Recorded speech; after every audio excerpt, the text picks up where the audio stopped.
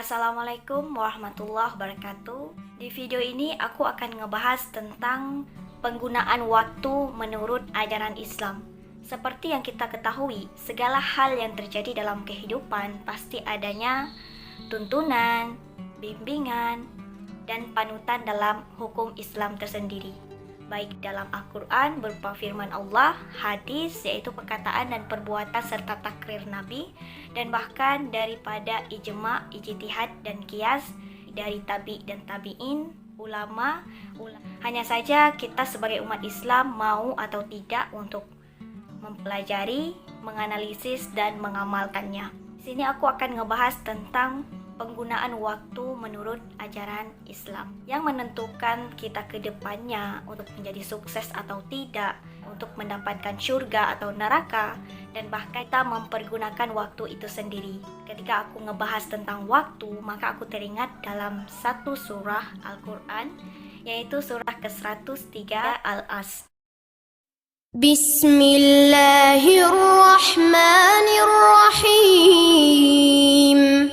والعصر إن الإنسان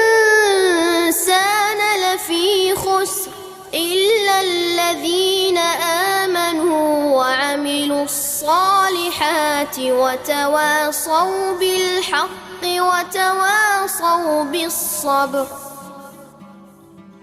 Dan ini adalah surat yang pendek, hanya 3 ayat tapi memiliki makna yang sangat besar dalam kita menjalankan kehidupan, di mana pada surat ini menjelaskan tentang waktu demi masa, bahwa sesungguhnya manusia itu dalam keadaan rugi.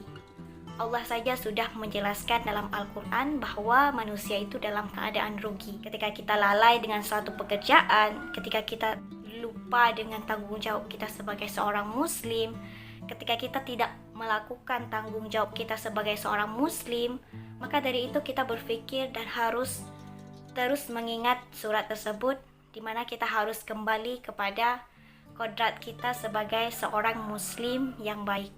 Dalam surat ini, bukan hanya saja Allah mengatakan bahwa manusia itu dalam keadaan rugi, tapi Allah menjelaskan juga kecuali orang-orang yang beriman. Bagaimana sih kategori iman? Yang aku ketahui, iman ialah ketika seseorang melakukan segala sesuatu itu karena Allah, selalu mencintai, rindu, dan selalu mendapatkan rahmat dan nikmat Allah. Adapun yang kedua, yaitu ketika kita tidak rugi dalam menjalankan kehidupan, ialah melakukan amal saleh. Bagaimana sih bentuk dari amal saleh itu?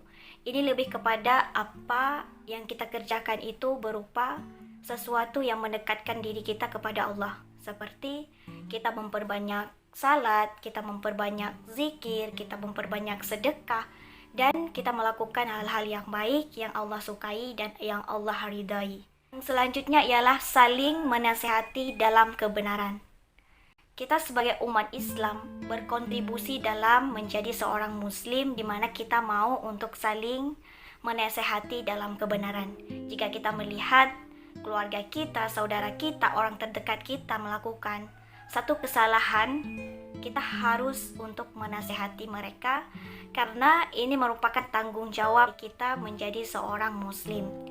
Dan sekarang kita melihat banyak sekali perkembangan zaman di mana kita adanya sosial media, yaitu TikTok, Instagram, Facebook, YouTube. Kita bisa menggunakan segala sosial media tersebut sebagai bentuk untuk kita menasehati kebenaran kepada teman-teman kita yang online.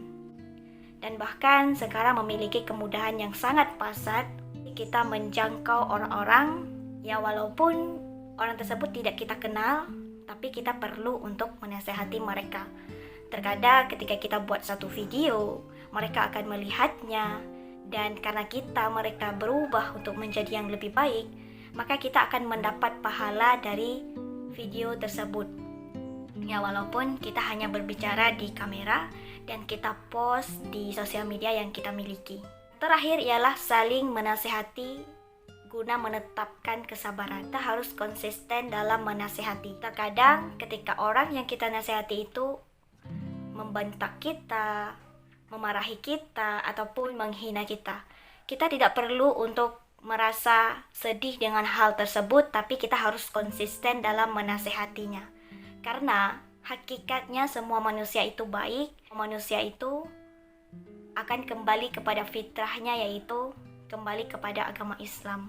Di sini aku akan selalu mencoba untuk memperbaiki waktuku untuk menjadi seorang yang produktif dalam menjadi seorang muslim yang baik, dengan mencoba berbagai hal dan semua hal yang aku katakan dari surat Al-Az tersebut.